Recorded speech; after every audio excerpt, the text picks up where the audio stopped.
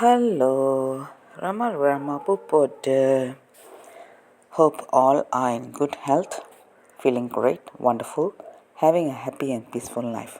Now let's continue with the next part.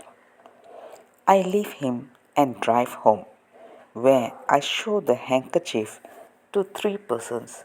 Each one finds that it still bears strong traces of the perfumes.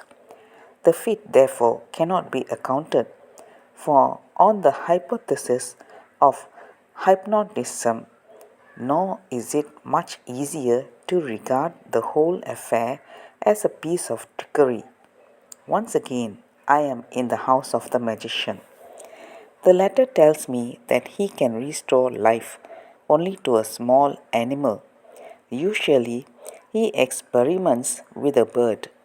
A sparrow is strangled and left exposed to our gaze for about an hour so that we can assure ourselves that it is really dead. Its eyes are motionless, its body sad and stiff.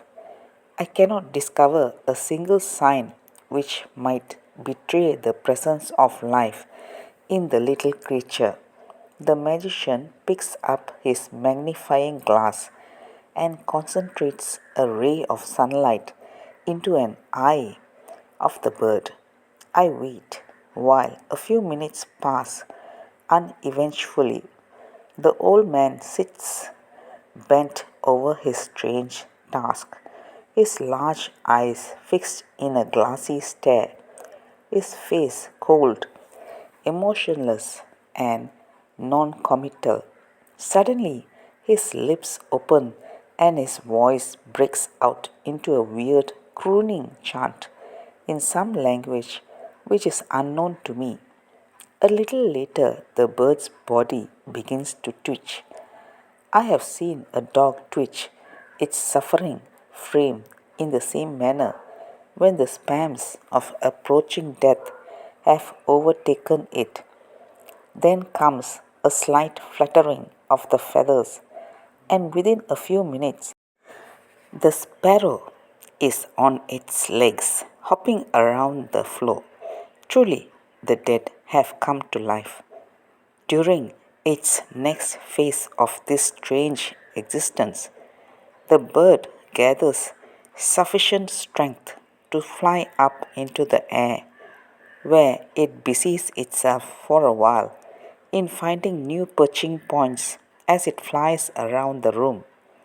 The thing seems so incredible that I pull body and wits together in an effort to reassure myself that everything and everyone surrounding me is real, tangible, and not hallucinatory. A tense half hour passes while I watch the fluttering efforts of the revived creature. At last, a sudden climax provides me with a fresh surprise. The poor sparrow falls through the air and lies motionless at our feet. It remains there without stirring. An examination reveals it as breathless and quite dead. Could you have prolonged its life still further? I asked the magician. That is the most I can show you at present. He replies with a slight shrug. The Pandit whispers that greater things are hoped for from future experiments.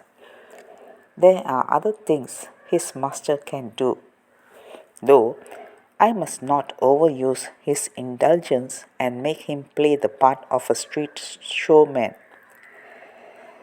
What I have seen already must satisfy me. I feel once again the pervading sense of mystery which fills the place.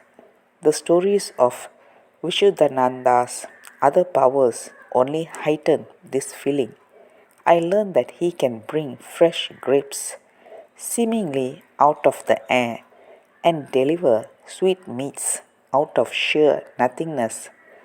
That if he takes a faded flower in his hand, it will soon regain its pristine freshness. What is the secret of these apparent miracles? I try to elicit some hint and receive an extraordinary reply. It is one of those explanations which do not really explain.